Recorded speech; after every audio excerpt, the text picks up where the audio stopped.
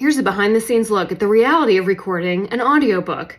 When you finish your actual book, what you think is going to happen is the publisher is going to send you a schedule on when to be at the recording studio. And those are completely soundproofed, and there's someone monitoring you, making sure that you're sitting up straight and that you're inflecting correctly and you don't trip over your words. And that costs $6,000.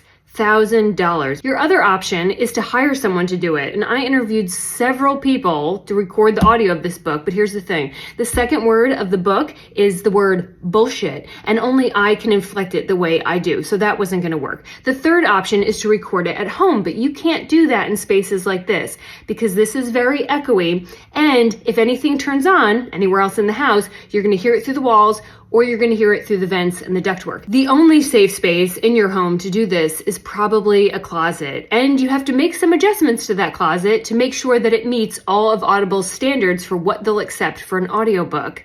So here's how to make a recording studio at home. Step 1. Get in the closet. Yeah, I'm quite the fashion icon. I have a series of blacks for my Wednesday Addams collection. I have some faded blacks. These are for springtime. And then I have some ultra dark blacks. These are for like Funeral Friday. You can't see behind here because those are my breeches.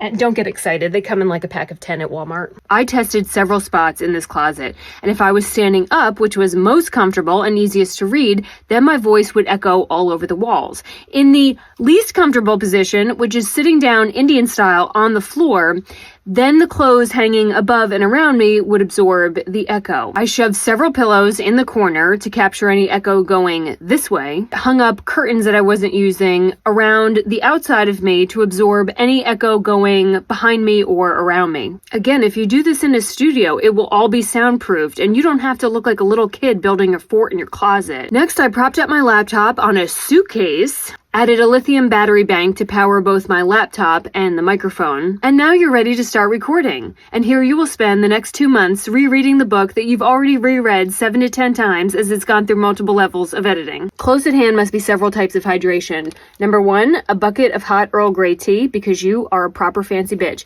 And number 2, some kind of carbonation because allegedly it clears out your vocal cords, or at least that's the bullshit I was told when I worked in TV news. Then you gotta lube up. You gotta lube up because when your lips are dry, this microphone will pick up all your pees, and this windscreen is not gonna do a damn thing. So you have to, and I mean, you have to get in there. But when you are totally greasy, it's just not as intense. And then with the rest, I'm not a beauty influencer, but I have been told that this will hydrate your skin. Looking fresh for 2024. You check your audio levels on this bad boy, make sure you're not bouncing red. Every time you make a mistake, you have to clap. And that creates this arc in the audio, and it signals to the editor that you screwed up and to stop there and to go back. If you make 2 mistakes, or if you keep making the mistake, you have to clap every time you make the same mistake. And there have been moments in here where I have clapped like a rabid monkey high on methamphetamine that just escaped from the zoo because I keep making the same mistake. And that, boys and girls, is how audiobooks are made. 3, 2, 1. Lesson 52. Detroit is America's underdog. I knew Tom had retired from the police force. I knew he had started his own business in retail. Beyond that, I should have asked more questions. Detroit is my favorite big